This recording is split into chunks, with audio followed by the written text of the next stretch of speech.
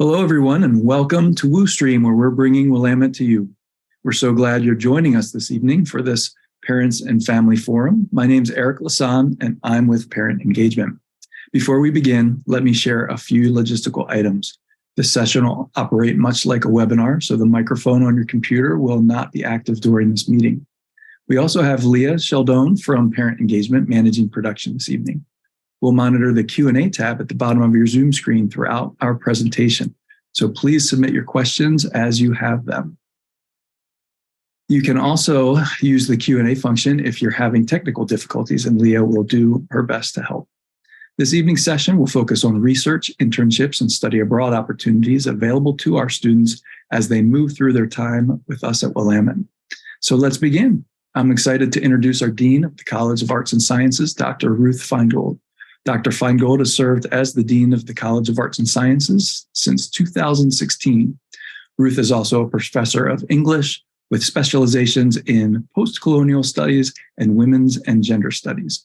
A strong proponent of experiential and holistic education, Ruth believes that life is interdisciplinary. Working from that perspective, she seeks to find ways for students to connect what they learn from and at Willamette, both in and outside of the classroom, with the world beyond our doorstep. Ruth, thanks for helping host this event tonight, and I'll hand it off to you now. Hi, everyone. Thank you for joining us.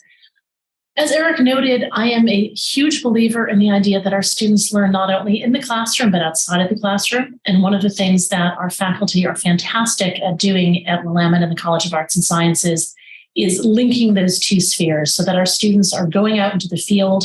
They're working with data, they're working with communities, they're doing real independent research in their environment, they're bringing that back into the classroom, and they're taking what they learn in the classroom and going out into the field into applying it. And that kind of interplay in all of the different areas where they might do it in study abroad settings, in research locally in Willamette, working with members of our community, all of these different areas are ways of dramatically enriching their education and also giving them real transferable skills, both hard skills and soft skills that can help advance them in the rest of their lives. So we have a number of people who are actually doing this work on a daily basis who are here to talk with you. Unfortunately, one of our panelists could not be here tonight, Chris Smith, a professor of biology. So I will be filling in for him and talking a little bit about the research endeavor and our sort of signature event of the year, which is the Student Scholarship and Recognition Day. We do have Wendy Petersen Board, who is a professor of history. Yes, somebody took the slide away. Joyce Millen, who is professor of anthropology and public health, and Scott Pike, who is a professor of environmental science and archaeology. So you can see already a lot of interdisciplinarity there. And people will be talking about areas in which they work. Pretty much everyone in this group works in all of these different areas, but each one of them will be focusing on something a little bit different for you. Okay. So I will start out talking a little bit about research. Our faculty all do research. Our faculty have terminal degrees in their fields. They are teacher scholars. And whether that research means standing at a bench in a laboratory or going out in the wilderness to collect samples or working in the archives or conducting interviews, these are all different forms of research and all things that students can learn from them and be involved in them. Research is the collection and creation of knowledge. We don't want your students to just be sitting back in their chairs and be the passive recipients of what other people have learned. We want them to learn by doing, which is a way of really encouraging them to form their own ideas, to draw from the inferences from what they see around them, and to make contributions to the world. It's an exciting way of learning, and it's a meaningful way of learning. There are tons of different ways that students can get involved in research. Many of them will do research as part of their classes. They can do summer research working with a professor or research during the year working in one of their labs or alongside them on a particular book project.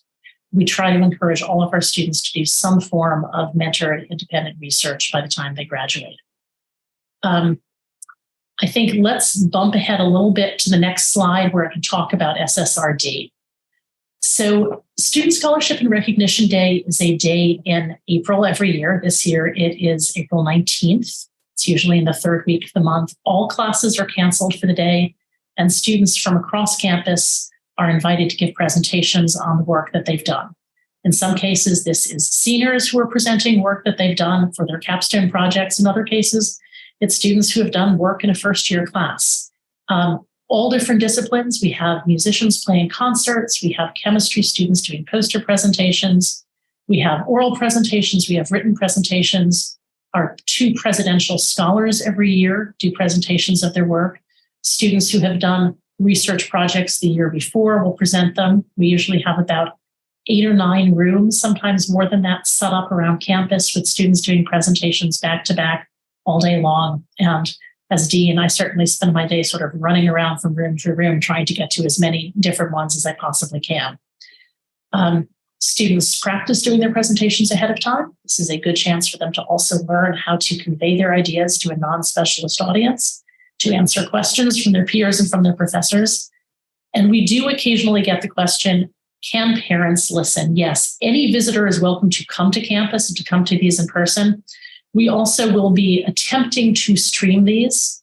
We had an all online version of SSRD during the pandemic when it was very easy for people to come in from a distance. Now we are going to be trying to do this in a hybrid form.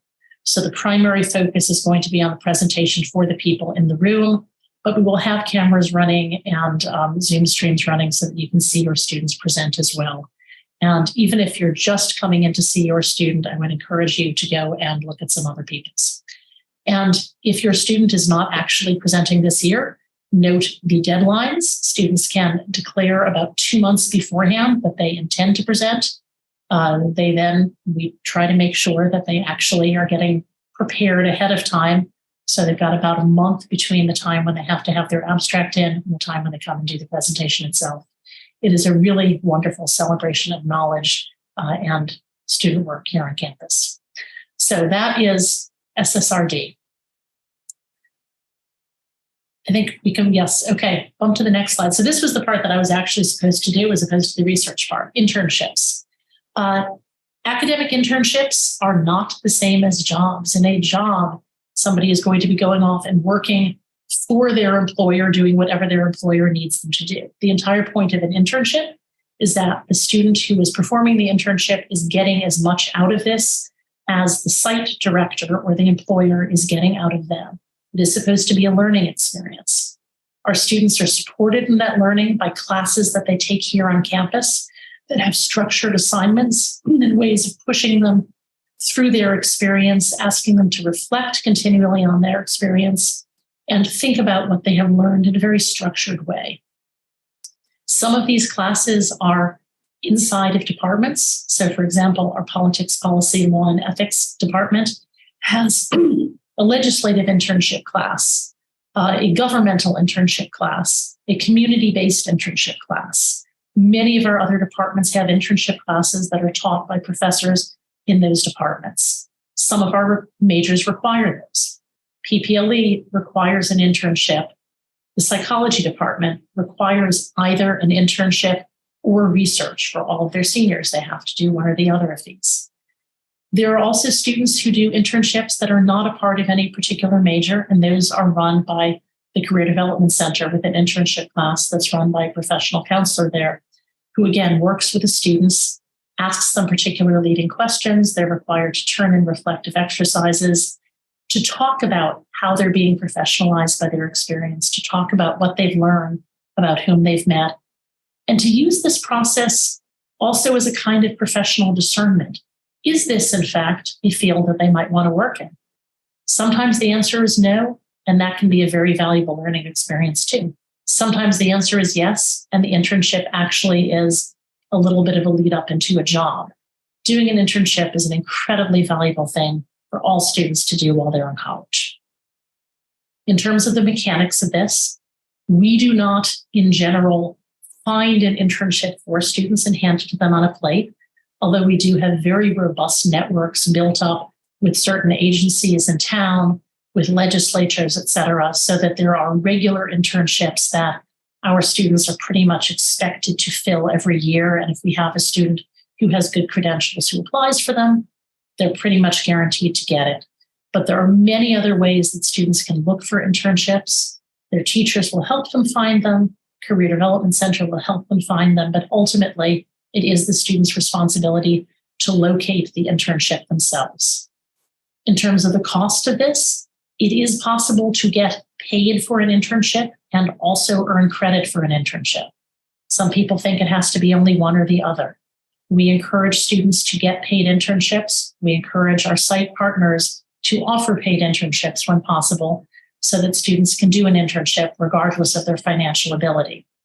For students who take an unpaid internship, because many organizations can't afford to pay the students who are doing internships, we have a number of scholarships that students can apply for so that, again, they can potentially do a summer internship, not have a paid job, and be able to get that learning experience.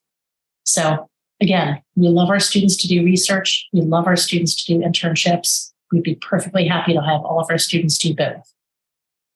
At this point, I'm going to pass on to Wendy to talk about community engaged learning, which is another great opportunity for our students to get outside of the classroom. Hi, everybody. I'm so glad to be here. Can you see things that I drop in the chat? Is that true, Eric? Can I see something can everybody see things I drop in the chat? That is a good question. I think the chat is only for the host and panelists. It says everyone, so okay. If that works. But it looked like you put the description in there. Yeah, I might want to put a few things in there. Yes, I can choose everyone, says Leah. This is great. Yeah. So I just put a little definition of community engaged learning in the chat. It's also on the slide. The key components of community engaged learning is to have a classroom component and a community partner, and that the work that students do with the community partner is meaningful to the community partner. Community engaged learning is actually one of Willamette's strengths. We stand out for this. And it happens in literally every discipline on campus. It's kind of astonishing how it happens in every discipline on campus. And one of the things that's most exciting about Willamette in terms of community engaged learning is how close we are to so many community partners. We are not only obviously close to the buildings right across the street in the Capitol and other government buildings, but we're also close to a whole series of nonprofits, museums, archives, cities, businesses, law firms. And so one thing I was going to actually put in the chat that's not on the slide is a list of the community partners. So I'll do that while we talk. The aim of it is to build long-term and sustainable relationships with community partners, so that students can get to know an organization and so that students can work on tasks over time. Oftentimes, a community partner task can't take place within just one semester. So the partner helps to hand the baton off to the students. The advantages in terms of the learning are there are many of them. One of the first is that it allows students to engage in what we like to call consequential learning, which means that they're learning to have consequences. When they're actually working with a community partner, what they do with the community partner matters for that organization's health. And as a result, students realize that, it matters that they're in time. It matters that they finish their work. It matters they're creative. It matters that they work as a team. Another huge reason that community engaged learning is really good for learning is that it usually emphasizes teamwork. And as we know, employers are really looking for folks who can work well in teams, and building teamwork skills and collaboration skills is a high priority for Willamette in our classrooms, but it also is a high priority for us in our community engaged learning opportunities. And the other main advantage of it is that it cultivates the dispositions of lifelong learners and active citizens. As students are engaged in organizations that have needs that are addressing social, environmental problems of communities, they are able to engage the parts of themselves that we hope will go on to shape them for the rest of their lives, being active participants in their communities, understanding that engaging with those needs over time actually really can bring about change. And the community engaged learning models and all the various areas, there is what we call an element of reflection. So the students are out doing the work, and then they come back into the classroom and reflect on the work. And usually the content of the course is really integrated into the work. And there are so many examples, but I'll just pick a couple that I've been involved with just this last semester. So I have 2 students working for the Immigrant Story project in Portland, Oregon, which is a project that brings the voices of immigrants to a wider public. And one student is writing a history of the difference that immigrants have made in Portland, Oregon, positively in all sectors. That will be published, and doing a podcast related to that. And the other one is taking oral history from immigrants in Oregon and widening the immigrant story base into her family's heritage, which is in the wine business, with and giving perspective for seasonal and migrant farm workers. So they're in a year-long supervision internship where they're doing real-world work that will end up really helping this particular organization, the Immigrant Story. The place that how you get involved, how the student gets involved, we do have a designation for some of our courses. They'll say community engaged learning. They can often get involved with their capstone or their thesis. They can ask for faculty mentors in this area. And as I said, the vast majority of courses at Willamette actually do integrate that. So I think that's about it. Let me just see if I can drop the list of the organizations just so you can see how many of them there are and the diversity of them. Oh yeah, there you go. There's the next slide. Sorry.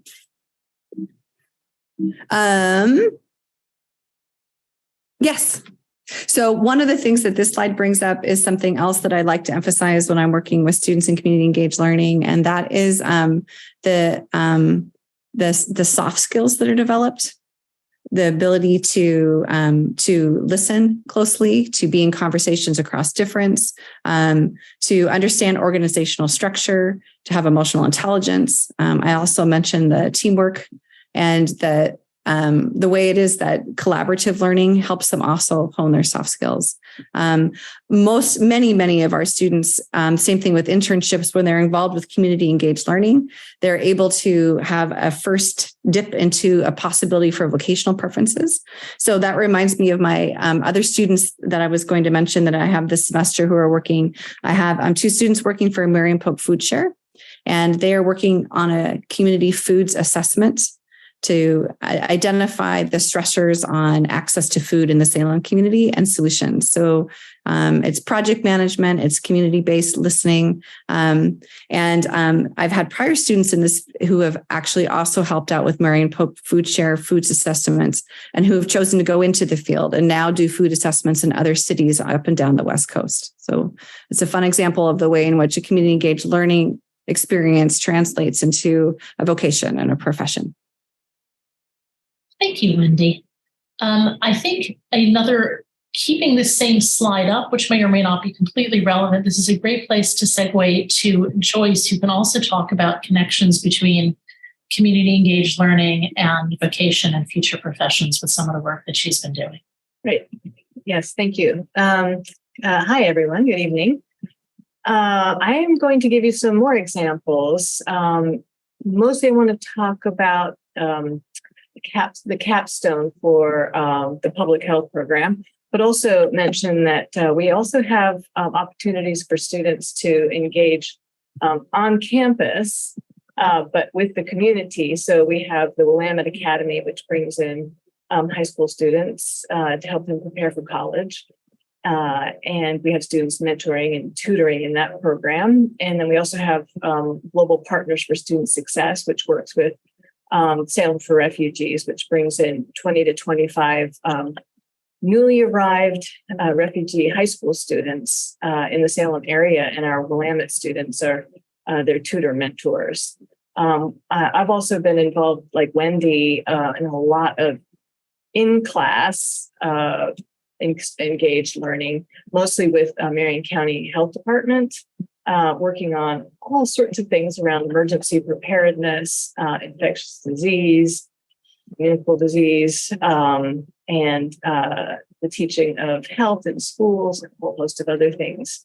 But what I'd like to just share with you is what I'm doing this semester with our seniors in the new public health program. We're in our 4th year, and we're building a nice array of connections in the community, not just this community, but all in basically the Willamette Valley, also in Portland. So our students in public health are interested in either going into public health or social sciences, or also becoming clinicians. So we have an array of students interested in all sorts of things. Those students who are interested in becoming clinicians of some sort, either physicians, dentists, occupational therapists, et cetera, PAs, NPs, et cetera, they are required to do a lot of service learning and internship hours before actually applying into a clinical program. So we encourage that from day one when they first arrive. We have a very well organized at this point pre-health program, and we have classes that are devoted to helping students who are interested in health sciences and clinical medicine. But I want to share with you just some of the capstone internship projects that students in the public health program are working on just this semester. We have Bridget, for example, who's working in Marion County Health and Human Services, and she's helping a newly designated director of environmental resiliency to develop relevant and accessible materials to help English language learners prepare for natural or built environment emergencies and disasters.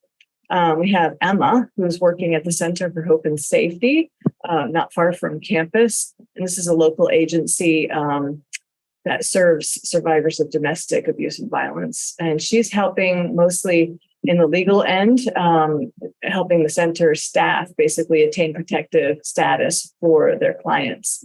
And she's interested in going into that in the future. So she's learning tremendously. Then we have Ben, who's interested in health management. He wants to become perhaps a CEO of a hospital or something of that sort. He's working currently in a local hospice, and he's working both in management and also basically helping provide respite care to families. So, and I'm going to tell you more, but all of these are doing the actual work that the intern coordinator or the site supervisor, director has said they need, but also very much honoring the students' passion. So we spend a lot of time working with the community partner and the student to have a win-win-win situation where the student gets to do something of great interest to them, and the agency or organization gets some labor and some young blood to help in their work. And then the university wins as well, because we can continue to do this. As Wendy and Ruth have both said, we're trying to build relationships so there's a continuity of internships, so that if one person is a student is beginning a project, the next year one of their underclass students who is a rising senior perhaps can take it over. We also have Jade, who's working in a local free clinic. She's investigating medical interpretation services and the various challenges non-English proficient patients experience in their efforts to communicate with their health providers. Jenna is also working in that same local free clinic, and she's helping staff develop new protocols to educate people who are newly diagnosed with diabetes, and then also protocols to help with the distribution of insulin. We have Nathan, who's a data analyst whiz, and he's working in the prevention team of our local public health department, helping to analyze data related to tobacco retailers and where there is tobacco retail density and the basically prevalence of tobacco use. And then Jackie, who's working at the Oregon Health Authority in Portland on a statewide dental health assessment, where she goes to a sample of area elementary schools and works with a dental hygienist and sometimes a dentist to help assess the dental caries and dental health and well-being of first graders, second graders, and third graders. And she's interested in going on to work in the medical sciences, mostly in oncology or cancer research. Mackenzie is working with case managers at Salem for Refugees, and the case managers work with our newly resettled refugee families when they first come into Oregon and then to Salem. They're required to go to get medical checks, and so the case managers bring the families. And so Mackenzie's working with them to help develop a handbook, basically, to provide the providers how best to provide culturally sensitive and relevant care to the newcomers. Also, Mackenzie's helping me work on a chapter for a book about that very topic. And then Mia, who's investigating new efforts among migrant farm workers to reclaim farming in healthful food spaces. That's an example of the kinds of things that our students do for their capstone. And just to reiterate, our students are doing all sorts of things prior to their senior year as well. And we're one of those departments, at least the public health department is one of the programs that requires the internships, and preferably more than one, because all the reasons that Ruth and Wendy have articulated. We see amazing connections and students who come into an internship experience having no clue what they want to do in life and walking out of that internship experience pretty settled and decided because they love what they've been doing or they've made amazing connections. So those are just some examples, and I'd be happy to take any questions after we have Scott. Thank you, Joyce. And our last panelist for the evening, Scott Pike, who will be able to talk about international education and potentially also research applications in international education. Hello, everyone, and good evening. It's a pleasure to be here, and I appreciate the opportunity to talk a little bit about study abroad. But before I do, I'm actually going to add one more thing about the research that our students do. We also have a very active summer research program that is funded by various internal grants and programs where students can collaborate with faculty during the summer months. It's a 8 to 9 week program called Summer Collaborative Research Program. It's in the STEMs where students apply. It is a competitive program. They propose to work with a sponsoring faculty member, and then they will work with the faculty member on campus and be mentored by that faculty while they do their independent research. There are also similar programs in the humanities and social sciences. So I just want to mention that, as well as our research for our students on campus goes beyond just the school year, that we also have summer experiences. But I was actually asked to talk some about study abroad and the experiences your students can have working in the global classroom. Willamette has a very broad and extensive study abroad program with many different opportunities for students. We encourage all our students to look at the process and think of and determine if study abroad is appropriate for them. Most majors, if you go to the webpage, will actually have on their webpage study abroad experiences, opportunities that previous students in that major have taken and succeeded in. Some students actually have a feeling that study abroad isn't appropriate for them or not appropriate for the major. We actually encourage students to take that chance, go have the opportunity. Going abroad and living in a new culture, meeting new people, new ways of doing things, often in a language environment that they might not be familiar with.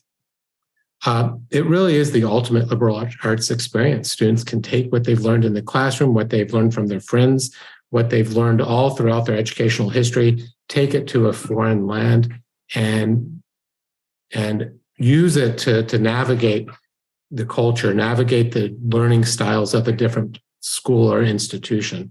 It allows them to integrate all these experiences and gives them moments to reflect on their own values and the way that they do things.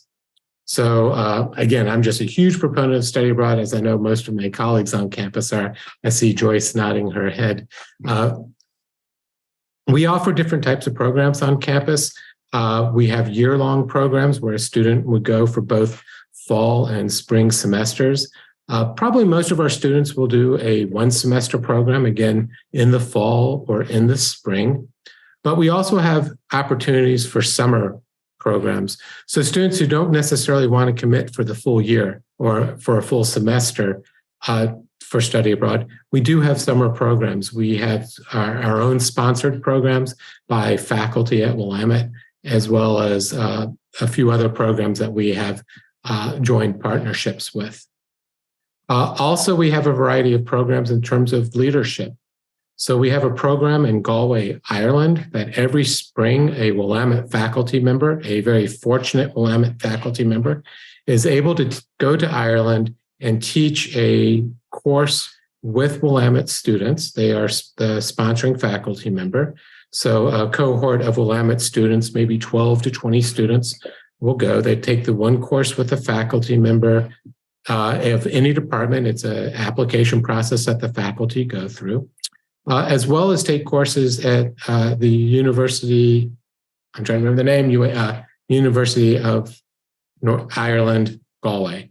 That doesn't sound right. It'll come to me in a moment. I've done the program too, and that's embarrassing. But it's a wonderful program where students will take classes with Willamette students.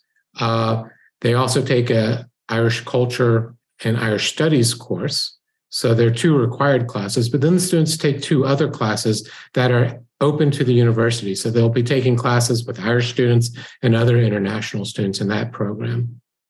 And then starting in the fall of 2024, we're having a new program, also a Willamette faculty-led program in Strasbourg, France. And that's going to be a themed program that's going to be, I pulled up a sheet to make sure I said it correctly. It's going to be focusing on democratic institutions, citizenship, and social change. Strasbourg being one of the centers for the European Union government is an ideal place for students to go abroad and study. So the faculty members who will be leading that program will be coming from different departments and different programs in the years to come. So we're real excited to see that program take off.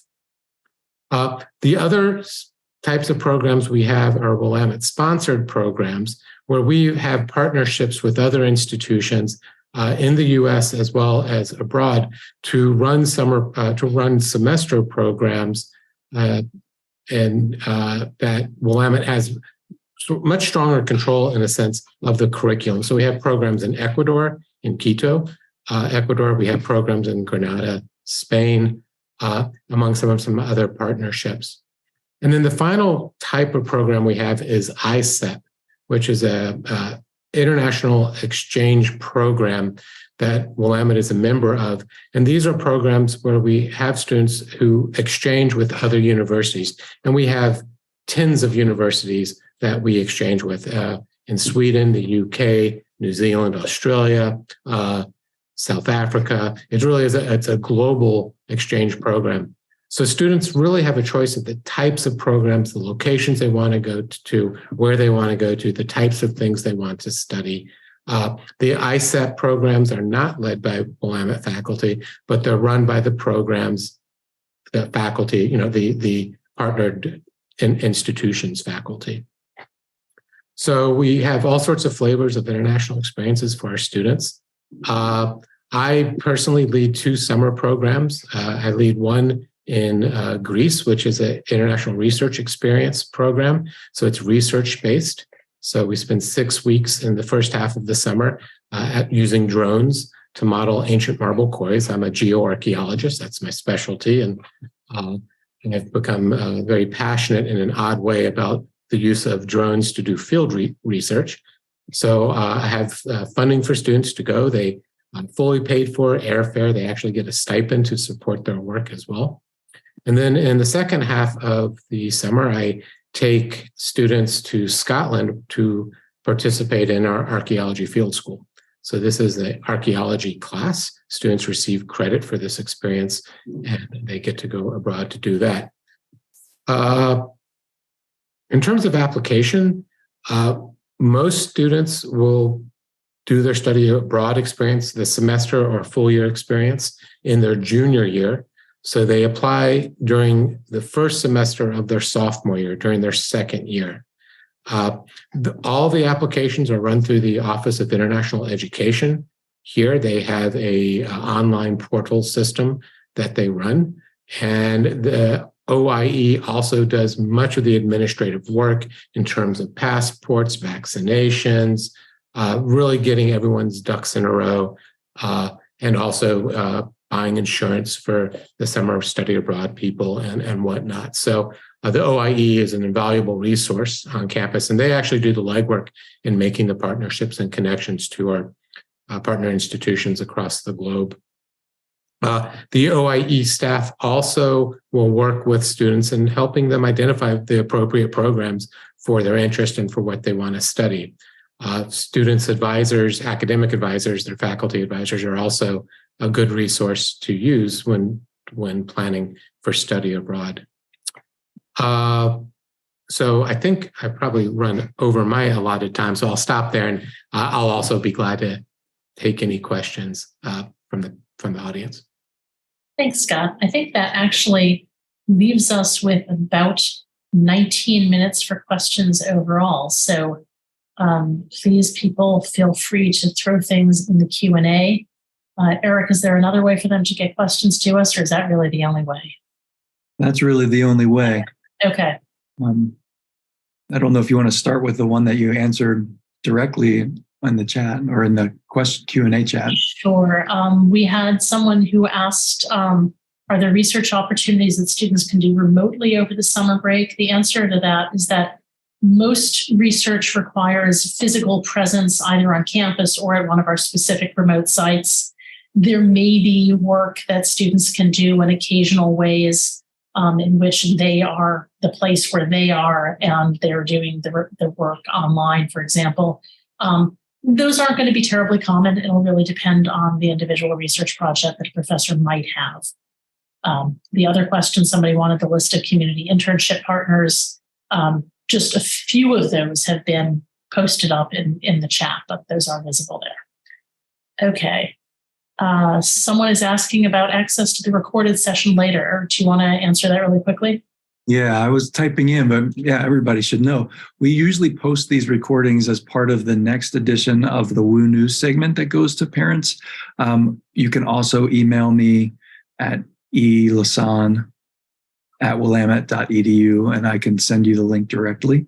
You can also find them on our YouTube site, where we hang all of our recordings for our various programs. So just reach out to me if you're not able to find it in one of those other ways. Okay. So we've got a question about how students get funding for unpaid internships. The funding process is run through the Career Development Center. Encourage your students to look at the Career Development Center website, which has a lot of helpful information on how to get internships, how to apply for internships, the internship class, and also about funding for internships.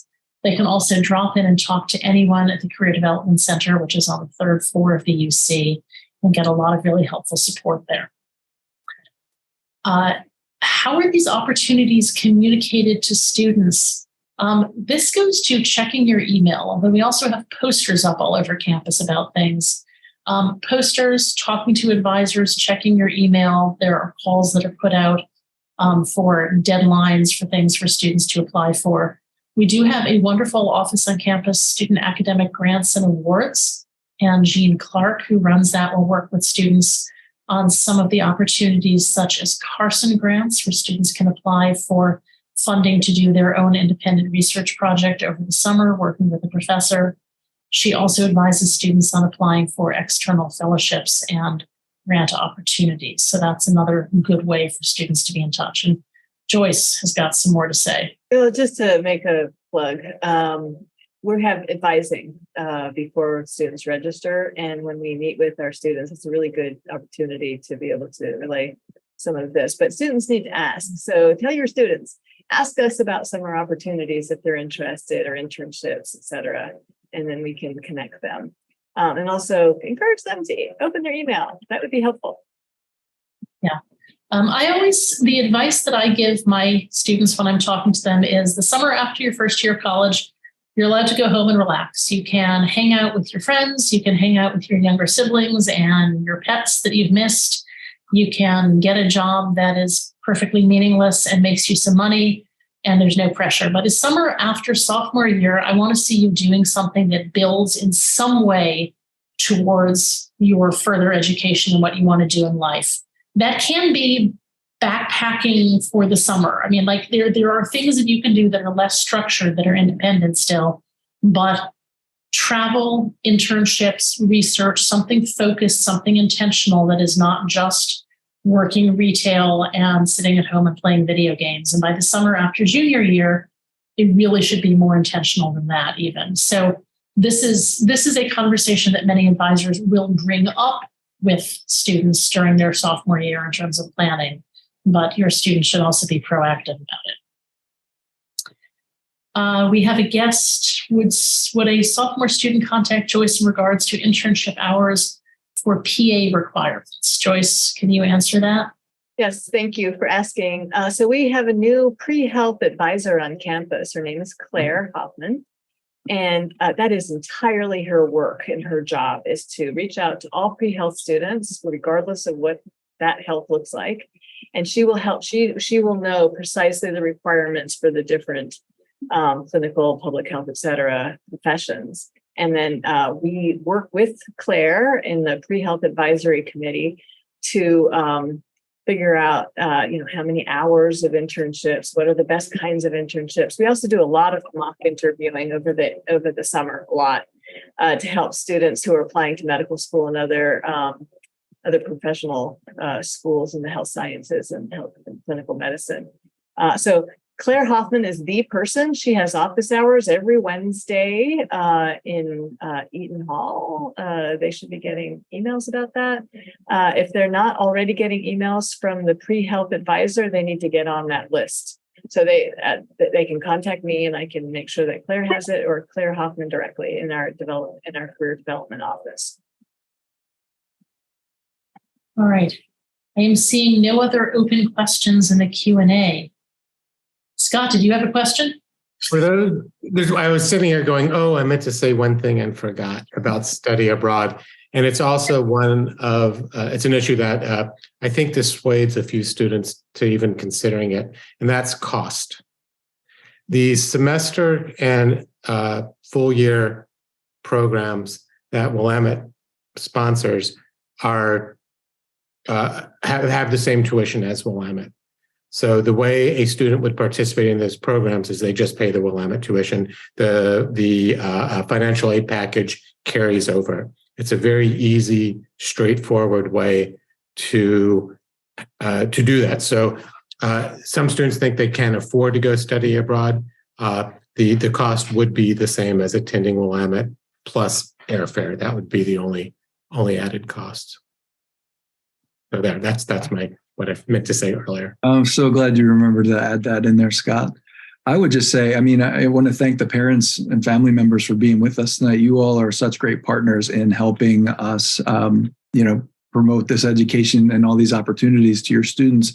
To all of our panelists, are there any questions that you get really frequently from students that it would be helpful for parent and family members to know that they could say to their student, because there are students wandering around campus wondering these questions? This is sort of more of a comment, but what Ruth had said, I think, is so vitally important. The sort of life history of a college student and when they need to get the experiences, starting really between the sophomore and junior year. But so many of our students need to do those jobs, need to earn money. But you can do both. I talk to students about this all the time. You can shadow people, you can volunteer if you're not working more than 50 hours, spend some time on the weekends doing things, or on a day off, you can talk to people who are in a profession that you might be interested in. There are all sorts of ways that you can also advance your professional aspirations, or at least discern what they might be, even if you have to work full-time in retail or whatnot. Now, probably the question that I get asked most often, which I already covered, is, can you both get credit and money for an internship? And the answer is yes. Wendy, you had one? We've started advising. And so 3 times today, I had students come in and ask, Well, so if I study abroad, then will that put me behind with my major? And the answer is almost always no.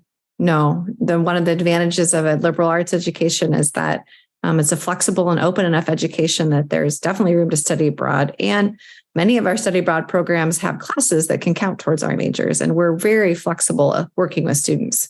So I can hardly remember in 17 years at Willamette, I don't remember a case in which we couldn't work out the credits for it to count for the student to be able to not only graduate on time, but, really choose the majors that they want.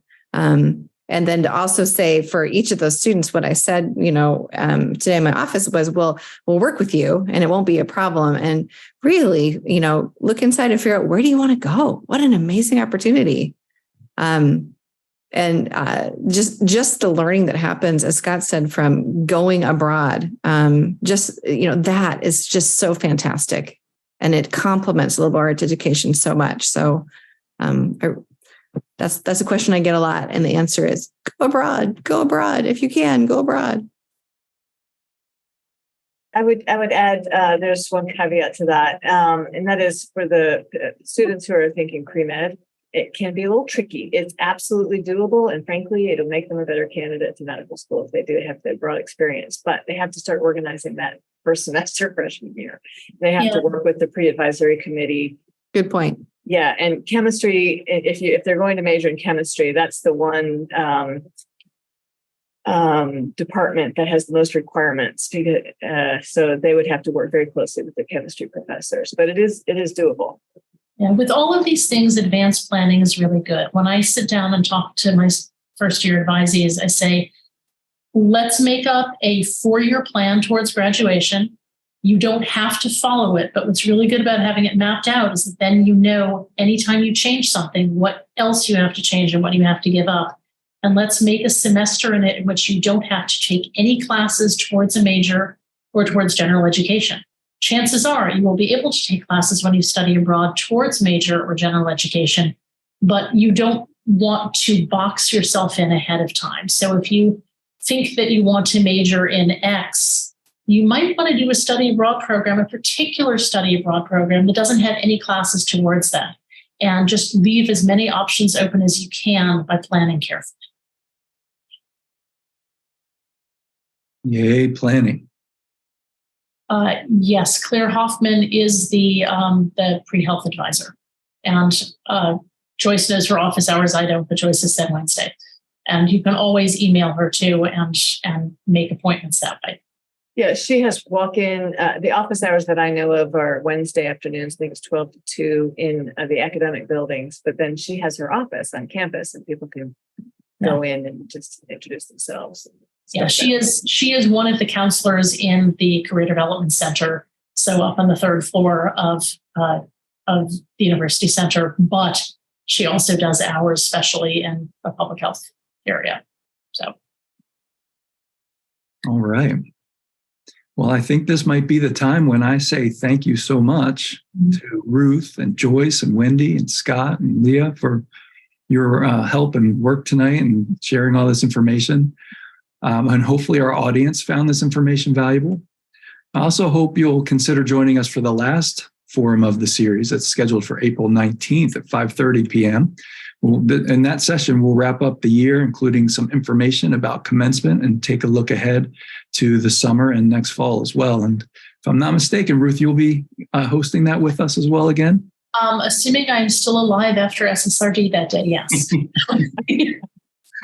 Excellent. Well, thanks so much, everyone. And again, take care and hope to see you again soon. Night.